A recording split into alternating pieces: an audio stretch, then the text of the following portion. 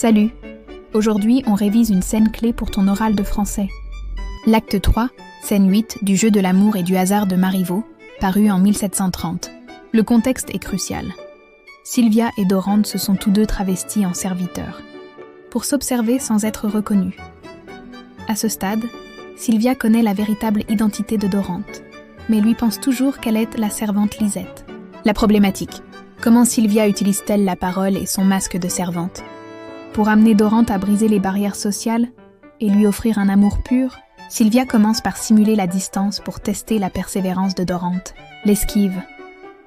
Elle utilise des impératifs comme « laissez-moi » ou « ne m'interrogez point ». C'est une stratégie de contrôle. Elle soumet Dorante à une épreuve.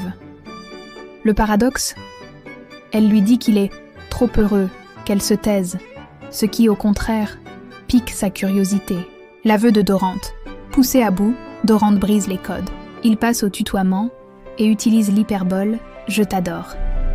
Sa passion dépasse enfin son rang social. Ici, Sylvia joue sa meilleure carte. Elle feint la vulnérabilité de la servante face au noble. Le réalisme social. Elle rappelle explicitement la distance entre leurs conditions. Elle soutient que pour un homme de son rang, cet amour n'est qu'un amusement. Le registre pathétique. Elle pose des questions rhétoriques comme « Qui est-ce qui me dédommagera de votre perte ?» Elle place Dorante face à sa responsabilité morale.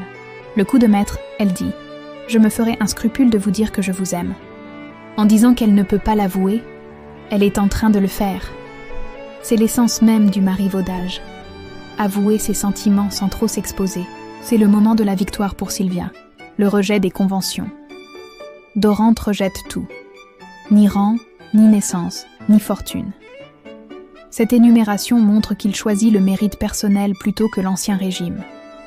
L'engagement total. Il conclut par une double métonymie. Mon cœur et ma main t'appartiennent.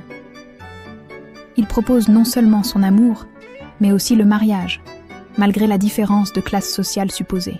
En résumé, cette scène est le point culminant du marivaudage. Sylvia a utilisé son masque pour forcer Dorante à une sincérité absolue. Ce qu'il faut retenir, chez Marivaux, la parole n'est pas seulement un jeu, c'est un outil de vérité qui permet au cœur de se rejoindre au-delà des rôles imposés par la société.